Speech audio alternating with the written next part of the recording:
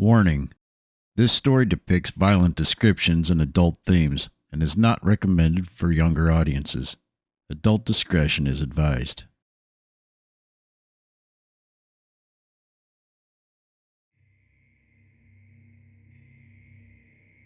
Earning the uncertain characteristic of being the United States' first known serial killers, Micajah, Big Harpe, and Wiley, Little Harpe, were murderous outlaws who operated in Tennessee, Kentucky, Illinois, and Mississippi in the late 1700s. Regularly referred to as the Harpe brothers, they were in fact cousins who often passed themselves off as brothers. Both of their fathers were Scottish immigrants who had settled in Orange County, North Carolina. Micajah Harpe was born to John Harpe and his wife, while Wiley Harpe, who was actually named Joshua, was born to John's brother William and his wife. Soon after the Harpes settled in America, the Harpes decided to drop the E in their name, from Harpe to Harp, but to this day most historians refer to their original name spelling, keeping the E. Growing up near each other, the boys soon got the nicknames of Big and Little Harpe, as Wiley was much smaller than Micajah. The Harpe pair left North Carolina in 1775 and made their way to Virginia, with plans to find jobs as slave overseers. However, the American Revolution disrupted their career. As the Revolution War was beginning, both of the Harpes' fathers, John and William, tried to join the Patriot side in the war, but because they were previously British loyalists, as most Scottish immigrants were, the Patriot side would not take them. Feeling dejected, they stayed out of the war. This most likely left the Harpe brothers feeling animosity toward the Patriots. So they decided to join the British side, not because they were loyal to the crown, but because they wanted to avenge their father's rejection by the Patriots. Along with other like-minded harsh tactic irregulars in their unit, they evidently delighted in the activities of looting and burning farms and towns, and raping women, torturing men, and pillaging the American patriots. When Wiley, Little Harpe, attempted to violate an innocent young lady in North Carolina, he was shot and wounded by Captain James Wood. However, he managed to escape and survive. Captain James Wood would eventually endure some of the heaviest fighting in the Revolutionary War, and would be commended by George Washington for his bravery, a rare accolade from the American Commander-in-Chief. James Wood is the founder of Winchester, Virginia, and he was elected governor of Virginia and served from 1796 to 1799. The Harpes continued fighting against the Patriots in several battles along the North and South Carolina borders. The following year, they left the British Army and joined up with a group of Cherokee Indians, raiding villages throughout North Carolina and Tennessee and continuing their crimes of plundering, and eventually devising a plan of revenge upon Captain James Wood for shooting Little Harpe. In the blanket of night, the Harpes kidnapped Captain Wood's daughter Susan Wood and another young lady named Maria Davidson. The young women were forced to serve as wives to the Harpes. The Harpes, along with the two maltreated kidnapped women and 4 other unknown accomplices of the Harpes, then began navigating back to Tennessee. In the course of the trip back to Tennessee, a man named Moses Doss expressed his concern of the mistreated women, having witnessed them being beaten and realizing they were afraid of the men in their company. For his concern, the Harpes made sure his concern would be silenced by killing him. The group eventually settled in the Cherokee Chickamauga village of Nickajack, located southwest of modern-day Chattanooga, Tennessee. For the next dozen years, the Harpes, along with their wives, lived in the Indian village. During this time, both of the captive women became pregnant, not once but twice. After the British surrendered at Yorktown in 1781, the Chickamauga and a breakaway band of Cherokee continued a personal war on the American Patriots, and the Harpes were only too willing to help them, fighting in the Battle of Blue Licks, Kentucky, on August 19, 1782, and other smaller skirmishes.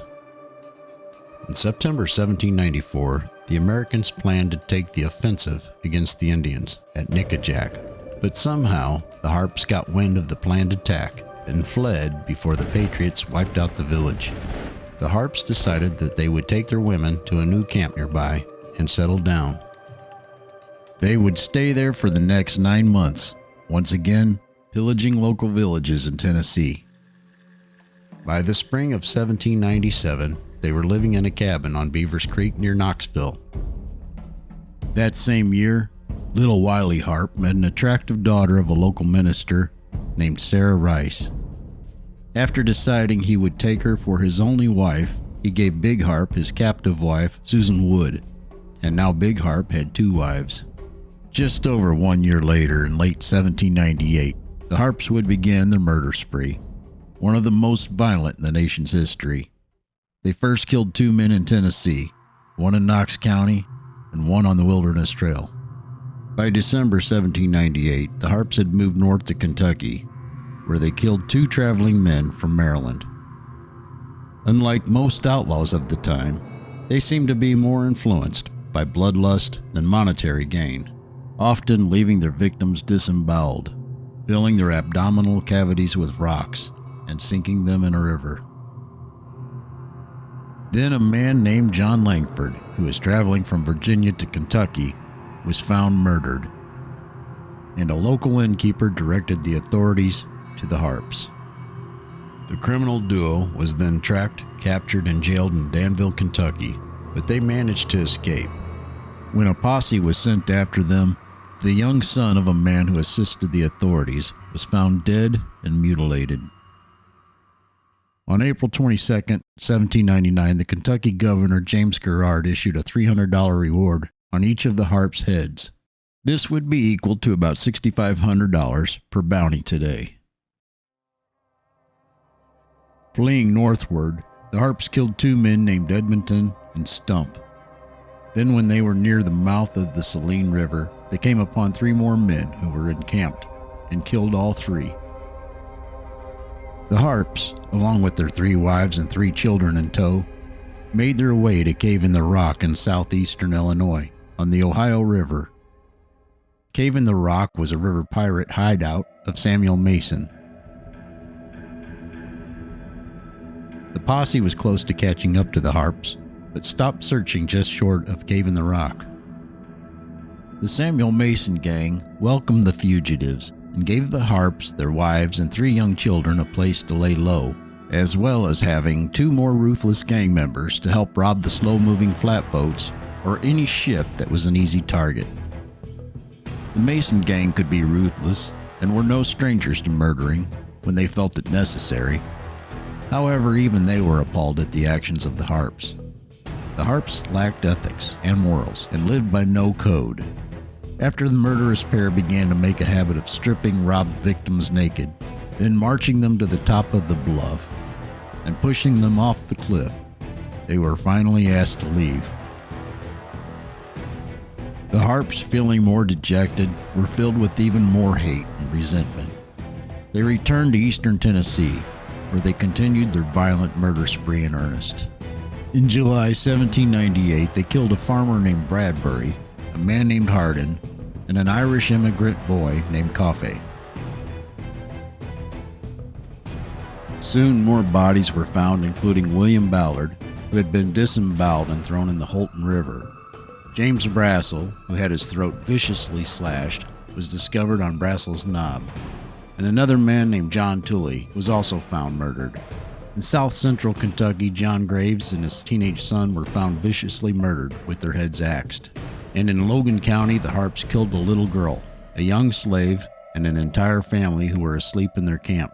In August, a few miles northeast of Russellville, Kentucky, Big Harpe killed his own daughter by bashing her head against a tree because the baby was crying. That same month, a man named Tobridge was found disemboweled in Highland Creek, and when the Harpes were offered shelter at the Stegall home in Webster County, the pair killed an overnight guest named Major William Love for snoring, as well as Mrs. Steggall's 4-month-old baby boy, whose throat was slit when it cried. When Mrs. Stegall understandably screamed at the sight of her infant being killed, she too was murdered. The Harpes pretended to be part of the posse out after themselves, and they executed 2 men named Gilmore and Hudgens, who they accused of being the Harpes, just for fun.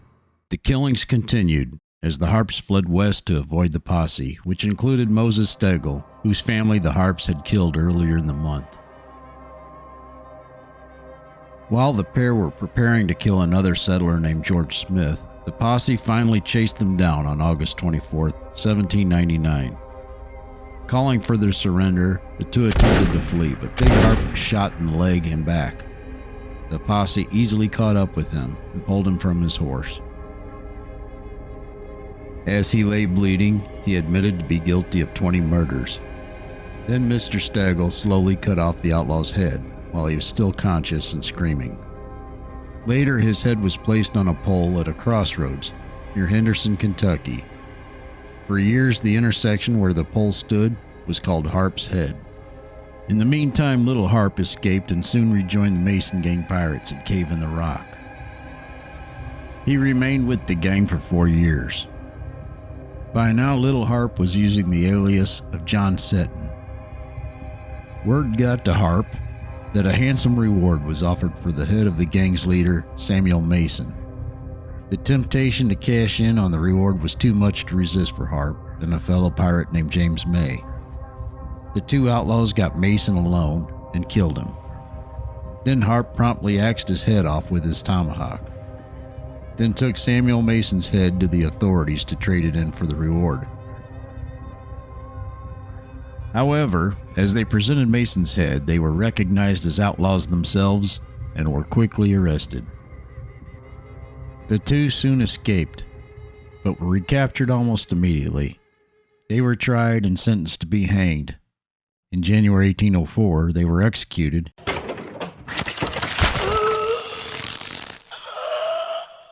And their heads were cut off and placed on high stakes along the Natchez Road as a warning to other outlaws. It comes as no surprise that there is a ghostly legend attached to Micajah, Big Harpe. The Harpes had traveled often along the Natchez Trace through Mississippi. Between Tupelo and Houston, Mississippi, there's a place called Witch Dance. Witch Dance has been steeped in mystery for centuries. It was not only the home of the mound builders of Mississippi, but was also said to have been used by a coven of witches who would gather for nighttime ceremonies. Lore has it that wherever the witches' feet touched the ground during the dances, grass would wither and die, never to grow again. At some point prior to his death, Big Harpe was traveling along the Natchez Trace with an Indian guide who showed him the bare spots on the ground and told him of the legend of the witch dance. Big Harpe only scoffed at this and began to leap from spot to spot, daring the witches to come out and fight him. Of course, nothing happened, at least not right away. Eventually, Big Harpe made his way back to Kentucky, where he was tracked down by the posse in August 1799. After he was decapitated and his head placed in a tree, the skull was said to have been removed by a witch and ground into powder, and then used as a potion to heal a relative. Word soon got around, and when travelers retold the story about the trace, they would swear that they could hear crackling laughter coming from the nearby bushes and trees.